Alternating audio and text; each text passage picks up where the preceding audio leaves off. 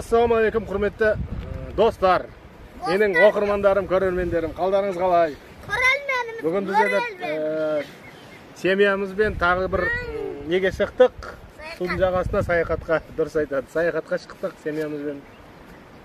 Кешкісін шықтық, бала шағалар неден садиктен келгенде кешке шықтық, бір көрейік деп өзімізбен бірге отындарымызды, нелерімізді алып келіп, кешкі отырыс жасайын деп жатырмыз. Енді отырыс дегенде балаларға мынандай тауықтың крылышкасын алып, біраз сосиска алып, соларды пісіріп, осы жерде отырып, біраз от жағып, кешкі романтика болады, жасайды сияқтымыз. Судың жағасында кешкісін мынандай закаттың қасында отырып, тамақ жасап, шай ішіп, кешкі ужинді осы жерде ішейік деп шештік. Көріңіздер, қызық болады деген ойдамын. Тағы да бір ерекемен бірге, тағы да бір отырып, бір көңіл күйлеріңізді көтеріп қалыңыздар. Сендерге бүгін мынандай тауықтың крылышки, тауықтың қанаттары, соларды не қылып жасап, сендерге мариновать етіп пісіріп. Ай, жыламаңдар. Тауық па не? Тауықтың қанаттары, қанаттар деп. Қанаттар. Соларын бүйтіп төгіп береміз. Жарай, мынау болады, мынаны айттым болады деп. Мынаған қазір мариновка жасаймыз, мариновать етеміз. Тауықтың нелері, жаңа неден шыққан ғой, бұл морозилкадан қатып тұр әлі. Biraz әлі еріген жоқ дұрыстап. Мұсырға тастаңыздар, қашындар былай тұр. Оларды алып қазір ажыратып. Отыр әлі.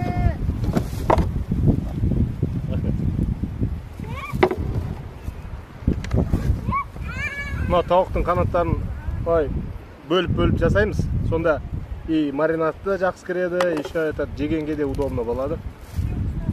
Екіге бөліп. Бір былай, екіге бөліп жасаймыз.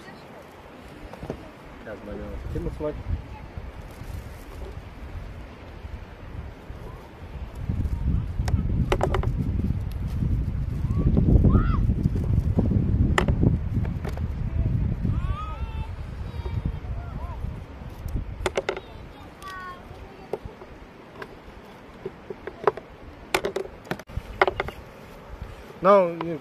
Қанаттардың бәрін осылай екіге бөліп алдым. Қазір енді оған приправасын салып, нелерін салып, майонезін салып, біраз мариновка жасап қоям.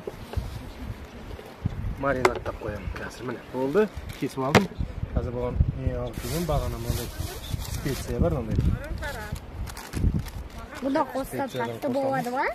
Бұны қоссам тәтті болады. Осы специяны қосамыз, балалар, қараңдар. Сендерге тәтті қанат жасап беремін қазір. KFC-да сияқты болады, бірақ KFC-ден де дәмді болады. Бірақ себебі бұны ереке жасап жатыр. KFC-де мен сияқты жасай алмайды. Бұл ерекенің балықтары болады. Майонез, неге майонез қосып салатсың? Арнұр, көмектеші, папа, ана жерде маған тұз алып берші, тұз. Тұз алып берші.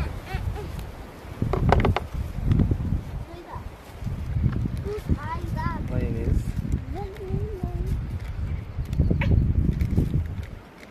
Папа. Ау.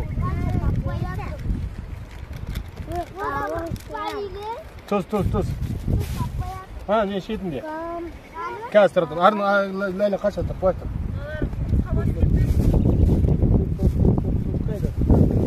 Тұзды таптық, бұны тұзымыз.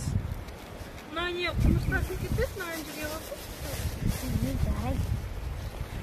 Аз ғана тұз саламыз. Шипотку тұз, көп керек жоқ, балалар дейді. Шипотку тұз. Мамаға айтыңдаршы, мен мына жерде жұмыс жасап жатырмын да. Мама жасасын ше. Пока бізге керек емес.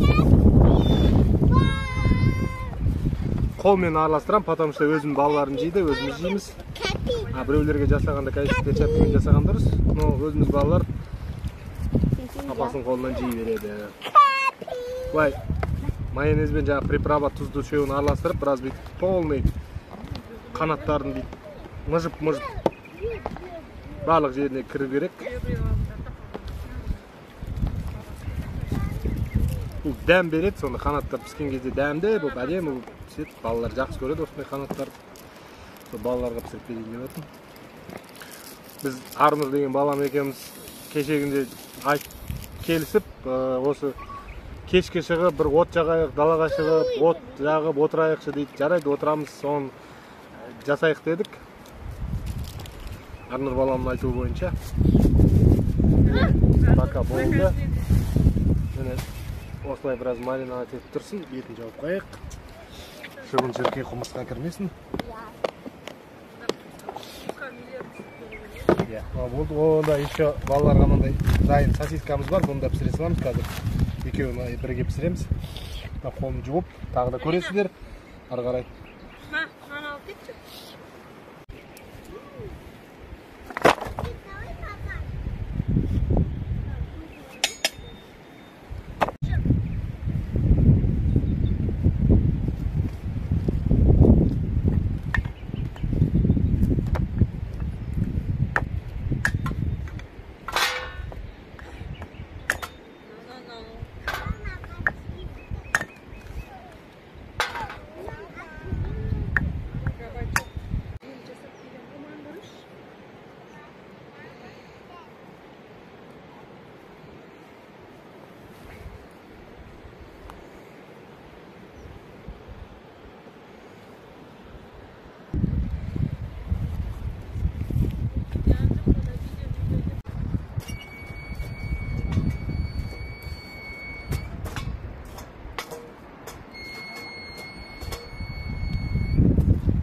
Үйде сеткамызды ұмыт кетіппіз, оның бетіне қойып пісіретін сеткамызды ұмыт кетіппіз. Енді ондай өзінің несінен импровизация жасаймыз. Қойып.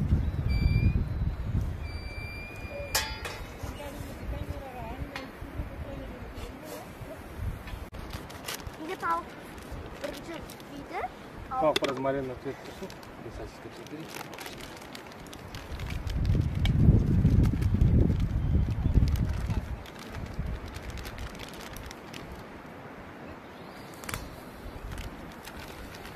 Мынаның сыртында қабығы бар. Соны специально осыны пісіріп алып, қабығы бар. Арнұр балам, вилка алып кеш, вилка. Қандай вилка бар? Кәдімгі вилка алып кеш.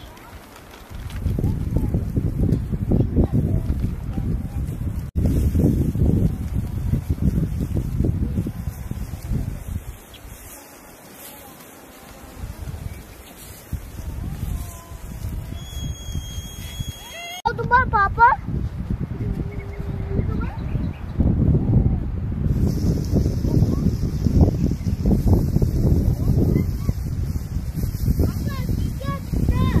Ya, sonra dırtsam ne yapayım diye.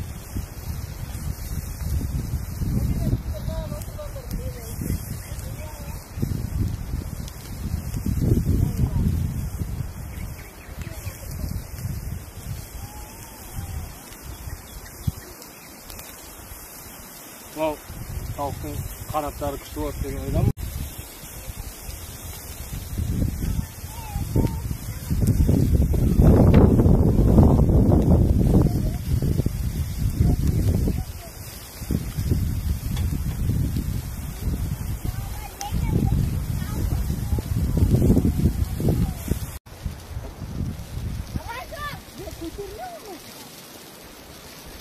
Жаңа бірінші сосиска пісірдім ғой, сол сосиска пісірген әйеліме ұнамай қалыпты, қандай қара күйіп кетті деп сыртында күйгендер бар екен де, соны әдейілеп мынаны қатты күйдірмей қоп-қоңқыр қылып пісіріп жатыр. Жаңа бірінші ұнамай қалыпты әйеліме.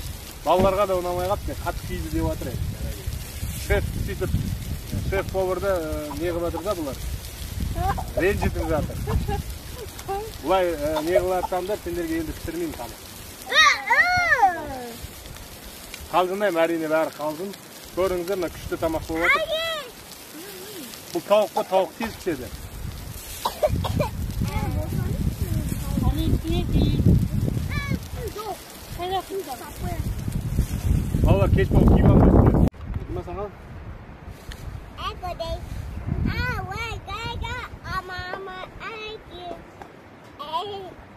Üstünde kırmaçlar gülecek. Kırmaçına git.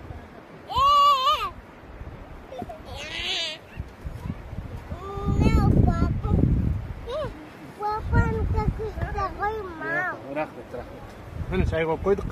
Енді çay kaynagancha тамақ іше береміз. Жүріңіздер, мен тамақ ішкенді көрсетейін енді. Мына жерде міне стол. Арнұрымыз балам бастады. Қалай болыпты Арнұр? Ол саған сенің фонаригің олай бина. Анау менікі бермейсің? Иә, қазір. Енді тамақ жейік біз, ас болсын барыңызға. Папаңды ғой, папаң. Ол папаңды. Альбина, кел, отырыңдар. Кел, тамақ жейміз. Кел. Астық қой. Пока өшіріп қояқшы, келіңдер. Ана, көңілді менікі папа, я? Тауыққа қарасақ, кейін үзіліп тұр. Сочный күшті болып піседі. Ат болсын, балықтарыңыз келіп осындай табиғат аясында осындай демалыңыздар. Kışta.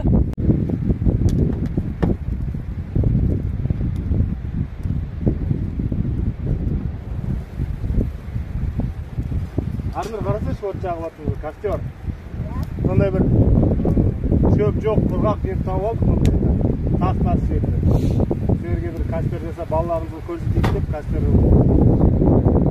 Балаларға әбішет еткеніміз ғой, осындай костерде отырамыз. Но погода что-то жел.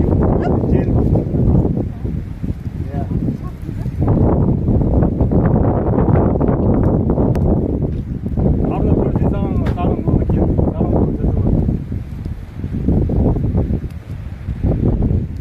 Кешке конфетпен чай ішіп, осындай костер жасап.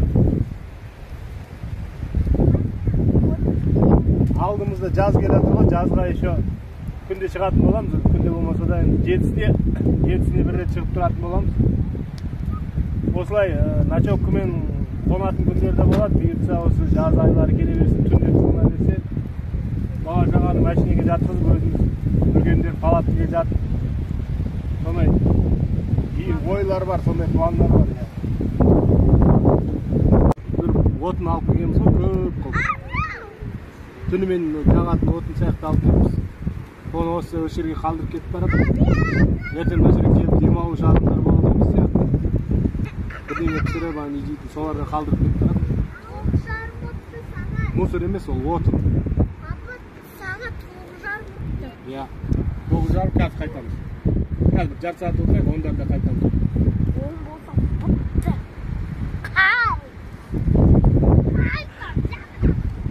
Күшті не, ауа райы. Просто жел болып тұр. Жел болмағанда біраз тағы да отыршы едік. Қазір үйге балалар машинеге отырып алды, далада жел болып отыр. Балалармен бүйтіп андай не пісіреді ғой, білесің ба? Сыр сияқты аппақ-аппақ. Ой, сен осылай көрсетсең болады. Американецтер. Сондай сыр сияқты пісіріп балалармен шығамыз дегенбіз ғой. Ол да бұйыртса болып жатыр. Алдымызда енді жаз келе жатыр ғой. Сөйтіп балалармен шығып демалып отырамыз. Неге бұлыңғыр болып кетті? Көріңіздер бәрін, рахмет. Біздің арналарға тіркеліңіздер. Біз осылай лайк басыңыздар, аны балам айтпақ. Арнаға тіркеліңіздер. Біз осылай семейный отдықтарды, семейный нелерді, пикниктерді шығып тұрамыз. Жаз бойы.